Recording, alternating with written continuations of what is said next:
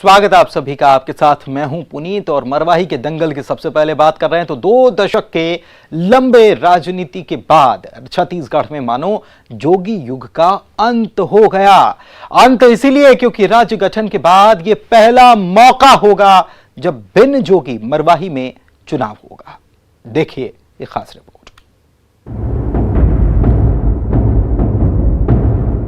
अजीत जोगी के निधन के बाद खाली हुए मरवाही सीट पर उपचुनाव के लिए जोगी कांग्रेस के अध्यक्ष अजीत जोगी के बेटे अमित जोगी ने नामांकन दाखिल किया था। मगर जिस जाति के विवाद ने अजीत जोगी के निधन के बाद भी उनका पीछा नहीं छोड़ा, उसी जाति विवाद के बवंडर में अमित जोगी फंसकर धराशायी हो गए। दरअसल जिला निर्वाचन ने अमित जोगी के पास वैध जाति प्रमाण पत्र नहीं होने की स्थिति में नामांकन रद्द कर दिया। नामांकन रद्द करने से पहले करीब 2 घंटे तक बहस हुई। बहस के दौरान तकरीबन 1.5 घंटे तक अमित जोगी ने अपना पक्ष रखा, जिसके बाद उन्होंने अतिरिक्त वक्त मांगा। अतिरिक्त वक्त देने से इनकार के साथ ही जिला निर्वाचन ने ये फैसला सुना दिया कि अमित जोगी का नामांकन रद्द किया जाता है। अमित जोगी के नामांकन के रद्द होते ही अब मरवाही का सियासी समीकरण बदल चुका है। आपको बता दें कि जिला निर्वाचन ने राज्य स्तरीय उच्च छानबीन समिति की उस रिपोर्ट को आधार बनाया, जिसमें समिति ने अमित जोगी का जाति प्रमाण पत्र 16 अक्टूबर को ही निरस्त कर दिया था। नामांकन खारिज होने के बाद अमित जोगी ने कहा कि यहाँ अब अकेले कुश्ती लड़ा जाएगा और कोई जीतेगा नहीं। साथ ही ये भी कहा कि सरकार अपनी ताकत से जोगी को मरवाही से निकाल सकती है, मगर मरवाही के दिल में जो जोगी है और जोगी के दिल में जो मरवाही है वो कभी एक दूसरे से अलग नहीं हो सकते। खैर चलिए, सरकार ने ये तो माना कि जोगी को हराना मुश्किल ही नहीं नामुमकिन है। मुख्यमंत्री के इशारे पर मेरा नामांकन खारिज करना स्वर्गीय श्री अजीत जोगी जी और मरवाही की जनता का अपमान है। अपनी पूरी ताकत झोंक देने के बाद बस यही वो एक हथकंडा बचा था जिससे मुख्यमंत्री चुनाव में दिख रही अपनी निश्चित पराजय को कुछ समय के लिए और टाल सकते थे। सरकार भय में है। अमित जोगी का नामांकन निरस्त होते ही बीजेपी सरकार पर हमलावर हो गई और सरकार पर चुनाव से डरने का आरोप लगा दिया। पूर्व मंत्री और विधायक बृजमोहन अग्रवाल ने कहा कि सरकार चुनाव से डरी हुई है, इसलिए ऐसा सब हो रहा है, जिस पर कांग्रेस ने पलटवार करते हुए बीजेपी को नसीहत दे दी। चुनाव से डर रही है, चुनाव से भाग रही है। चुनाव कांग्रेस को पहले दिन से लग रहा है कि चुनाव हम नहीं जीतेंगे और इसलिए कांग्रेस सभी प्रकार के हथकंडे जो अपनाए जा सकते हैं, सभी हथकंडे कांग्रेस अपना रही है। मरवाही उपचुनाव में अमित जोगी द्वारा जाति प्रमाण पत्र प्रस्तुत किया गया था, जिसे छानबीन समिति ने पहले निरस्त कर दिया गया था और अब वह चुनाव लड़ने के योग्य नहीं रहे। इस गहरे सदमे में भारतीय जनता पार्टी के नेताओं द्वारा बयानबाजी किया जा रहा है कि कांग्रेस पार्टी चुनाव से डर गई है। पूर्व मंत्री बृजमोहन अग्रवाल का यह बयान बेहद हास्यास्पद है। पूर्व मंत्री बृजमोहन अग्रवाल को यह बताना चाहिए कि मरवाही उपचुनाव में उनका चेहरा कौन होगा। कांग्रेस पार्टी का चेहरा मुख्यमंत्री भूपेश बघेल होंगे और कांग्रेस संगठन के प्रमुख मोहन मरकाम होंगे। बृजमोहन अग्रवाल को यह बताना चाहिए कि मरवाही उपचुनाव में भाजपा का चेहरा कौन होगा और हार का ठीकरा भारतीय जनता पार्टी किसके सर पर। निधन से पहले अजीत जोगी अक्सर कहा करते थे कि जोगी और मरवाही एक दूसरे के पूरक हैं, मगर अमित जोगी का नामांकन निरस्त होने के साथ ही यह तय हो गया कि वक्त के साथ सब कुछ बदल जाता है, शेष रह जाती है तो सिर्फ यादें। बहरहाल अजीत जोगी को राजनीति में सपनों का सौदागर माना गया था, मगर वक्त को क्या पता था कि सपनों के सौदागर का बेटा अमित जोगी एक दिन यूं चुनाव लड़ने के लिए अयोग्य हो जाएगा। बहरहाल बिन जोगी कैसा होगा मरवाही का उपचुनाव, ये तो आने वाला वक्त ही बताएगा। मगर फिलहाल इतना तो तय है कि छत्तीसगढ़ की राजनीति से एक प्रकार से जोगी युग का अंत हो गया। न्यूज़ 18 के लिए रायपुर से अवधेश मिश्रा की रिपोर्ट। तो जाति के बवंडर में जोगी परिवार फंस गया और ये पहली बार होगा जब छत्तीसगढ़ निर्माण के बाद से जब मरवाही का जो चुनाव है इसमें जोगी परिवार से कोई भी उम्मीदवार नहीं होगा। दोनों ने नामांकन दाखिल किया था, अमित जोगी ने भी और ऋचा जोगी ने भी नामांकन दाखिल किया था। लेकिन अब अमित जोगी कहते नजर आ रहे हैं, बड़े भावनात्मक उन्होंने बात कही कि मरवाही और जोगी का जो साथ है वो कभी अलग नहीं हो सकता, लोगों के दिलों से थोड़ी निकाल लेंगे। और ये भी कहा कि ये तो सब साजिशन किया गया है, दबाव में किया गया है, जानबूझकर किया गया। अवधेश हमारे सहयोगी हमारे साथ लाइव जुड़े हुए हैं, उनके पास चलते हैं, उनसे बात करते हैं। अवधेश, पहले ये माना जा रहा था कि अमित जोगी या उनकी पत्नी ऋचा जोगी, दोनों में से अगर किसी का भी नामांकन हो जाता है तो चुनाव बड़ा दिलचस्प होगा, लेकिन दोनों का नामांकन खारिज होने के बाद भी चुनाव तो दिलचस्प ही होने वाला है। यह भी देखना होगा कि जोगी के बगैर जो चुनाव होता है उसमें जोगी की पार्टी क्या करती है, कैसे इस चुनाव में उसका व्यू देखने को मिलेगा, कैसे वो इस चुनाव में अपनी ताकत दिखाएगी, और बाकी दोनों दल तो हैं।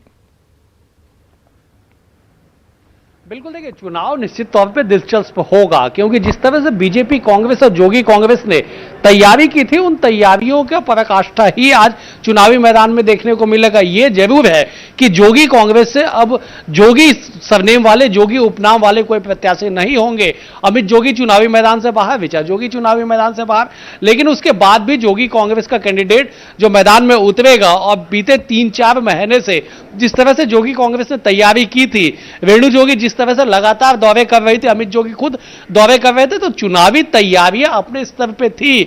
लेकिन जोगी उपनाम के हटने के बाद अब जनता का क्या रुख होगा ये तो आने वाला वक्त तय करेगा। लेकिन इतना जरूर है कि चुनाव में अब उतनी रोचकता नहीं देखने को मिलेगी जितनी अमित जोगी की मौजूदगी में या ऋचा जोगी की मौजूदगी में देखने को मिलती, क्योंकि लगातार जो राजनीतिक पंडित है, राजनीतिक विश्लेषक है, वो इसी बात का जिक्र कर रहे थे कि अगर अमित जोगी चुनाव लड़ते हैं तो न केवल कांग्रेस बीजेपी बल्कि जोगी कांग्रेस के लिए भी टफ फाइट होगा, और ऊंट किस करवट बैठेगा अंत तक इस बात का अनुमान लगाना मुश्किल होगा। क्योंकि जिस तरह से लगातार मरवाही से उपचुनाव से लेकर 2000 से लेकर 2018 तक जोगी परिवार, बिल्कुल शुक्रिया आपका अवधेश, इस जानकारी के लिए आप हमारे साथ बने रहिए। अगली खबर पर भी हम आपसे जानकारी लेंगे। दुर्ग में बीजेपी सांसद विजय बघेल का अनशन जारी है और सांसद के अनशन का चौथा दिन है। इधर डॉक्टर्स भी सांसद के स्वास्थ्य पर नजर बनाए हुए हैं। दरअसल लूट के मामले में बीजेपी के समर्थकों की गिरफ्तारी हुई है, जिनकी रिहाई की सांसद मांग कर रहे हैं।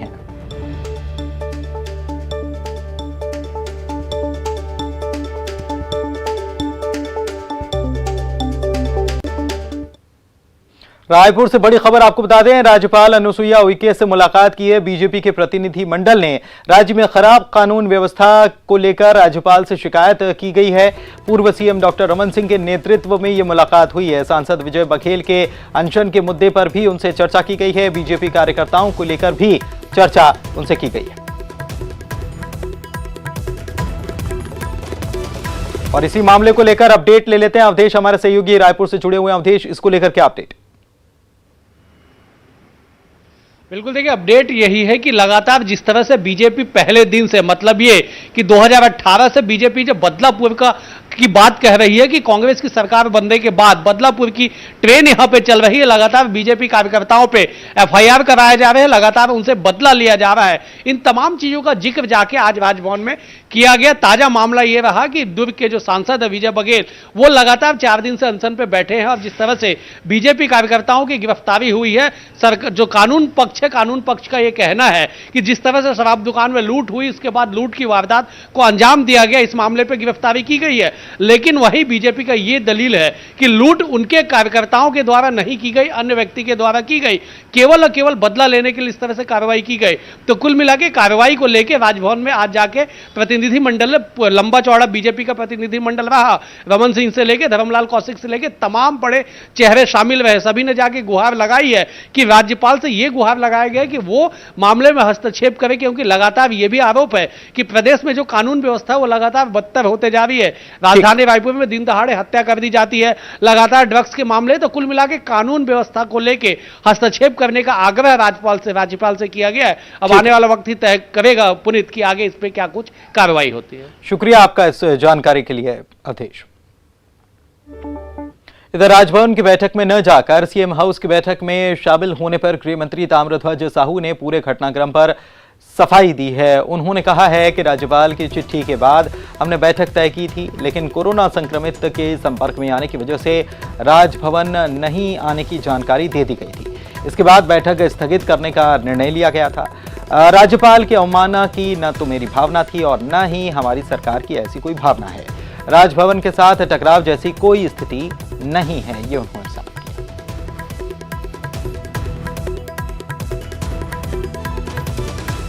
मुझे एक बात समझ में नहीं आता कि बीजेपी को कहां पर संवैधानिक संकट दिखता है।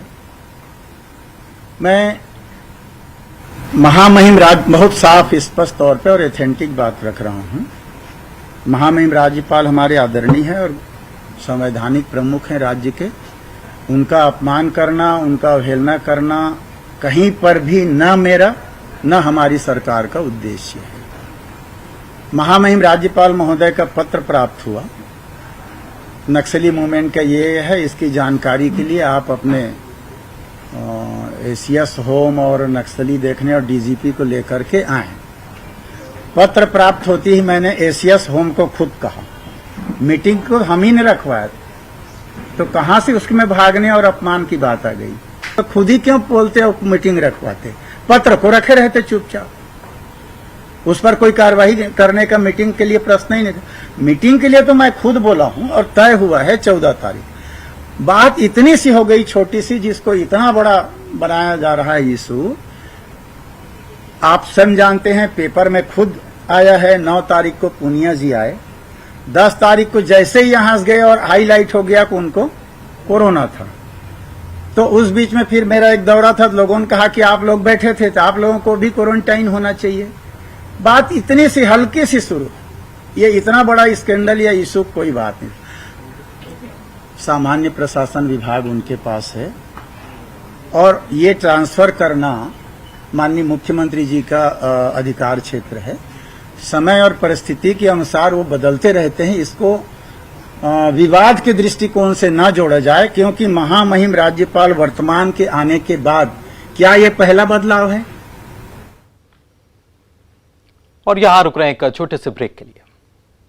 ब्रेक के बाद आपका स्वागत है। Editor in chief Rahul Joshi के साथ राजनीति में खास बातचीत करते हुए केंद्रीय गृह मंत्री अमित शाह ने कहा कि चिराग पासवान हमारे साथ क्यों नहीं मिलकर लड़ रहे हैं, वो तो वही बताएंगे। उन्होंने कहा कि हमने लोजपा को उचित सीट देने की कोशिश की थी, लेकिन दुख की बात है कि हमें अलग अलग चुनाव लड़ना पड़ रहा है। इस चुनाव में एक अलग मुद्दा जो उठकर आ रहा है वो है चिराग पासवान जी का। पहले वो आपके साथ थे, अब वो आपके साथ नहीं है। कुछ लोग कह रहे हैं वो अभी भी साथ में है। कल ही मैं उनका स्टेटमेंट देख रहा था, कह रहे थे कि मैं अपना सीना चीर के अगर दिखाऊं तो उसमें मोदी जी बसे हुए हैं। तो अगर ऐसा है तो फिर वो आपके साथ क्यों नहीं है? 143 सीटों पर चुनाव लड़ रहे हैं। अब मेरे साथ क्यों नहीं है, हमारे साथ क्यों नहीं है, इसका जवाब तो चिराग जी ही दे सकते हैं। मगर मैं पहले बहुत दुखद घटना अभी अभी हुई, श्री रामविलास जी हमारे साथ नहीं रहे जी। और रामविलास जी समाजवादी आंदोलन की उस पीढ़ी के कार्यकर्ता थे जिन्होंने सामाजिक न्याय के लिए बहुत बड़ा काम किया। लगभग 5 दशक तक देश की राजनीति को वो योगदान करते रहे और बिहार के ही थे और खास कर दलितों के लिए बहुत बड़े नेता रहे। मैं श्री रामविलास पासवान जी को श्रद्धांजलि देना चाहता हूं। और जहां तक लोजपा भाजपा जदयू के गठबंधन का सवाल है, भाजपा की ओर से जदयू की ओर से लोजपा को उचित जो बनती थी वो सीटों को कई बार ऑफर किया गया, कई बार नेगोशिएशन भी किया गया।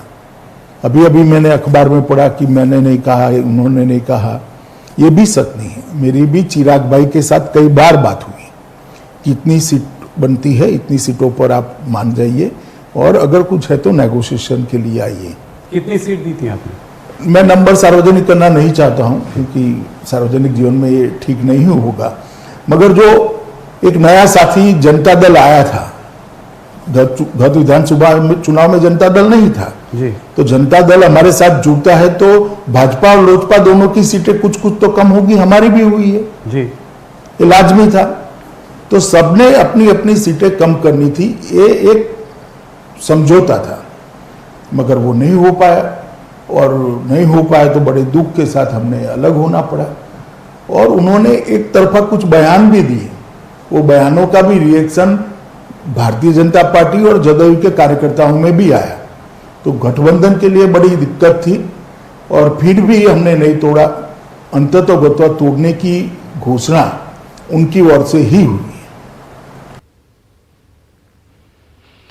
Editor in chief Rahul Joshi के साथ अमित शाह का पूरा इंटरव्यू देखिए रात 9 बजे राजनीति में। मुझे दीजिए इजाजत, नमस्कार।